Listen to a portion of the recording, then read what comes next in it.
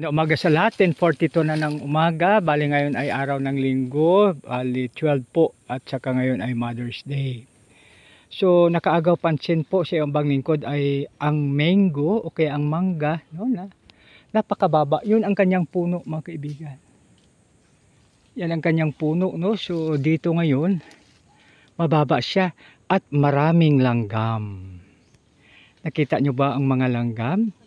Isang maganda, mapagpala, mapagbiyaya at magka-Diyos po na umaga sa bawat isa. God bless us all. Salamat po. Dito na po tayo sa mga awit.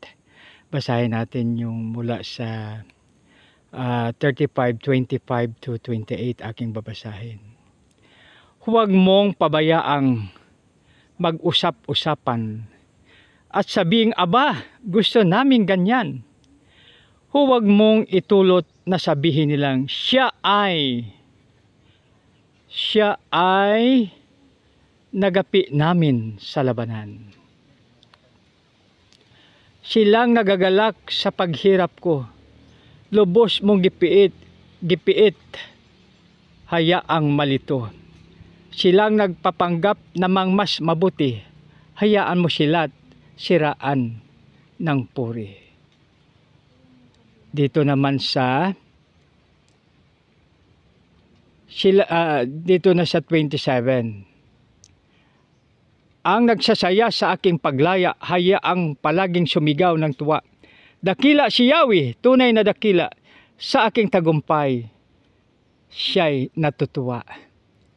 Aking ihahayag ang iyong katuwiran sa buong maghapon ay papupurihan. Purihin nawa ang Diyos sa pagbasa ng kanyang salita. Tayo manalangin. Panginoon, maraming salamat po sa iyong salita. Maraming salamat, Lord, sa iyong pagpapala. Sa pangalan ni Jesus na aming Panginoon at tagapagligtas. Amen and amen. Mga kaibigan, huwag po nating hayaan na hindi basahin ang salita, ang magandang balita araw-araw. Napakabuti at napakadakila pag tayo ang ating Panginoon. Kaya basahin po natin ang kanyang salita. Sa mga nanay sa ngayon, Happy Mother's Day. So, sa aking asawa, Happy Mother's Day, Mommy. Na salamat, no? Dahil sa mga mother, maraming mga anak.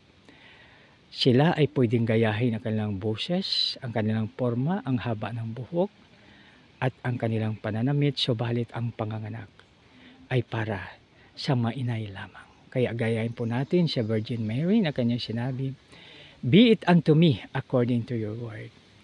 Sumasa akin anuman ang iyong sinabi. Sa pangalan ni Jesus, naming Panginoon tagapagligtas.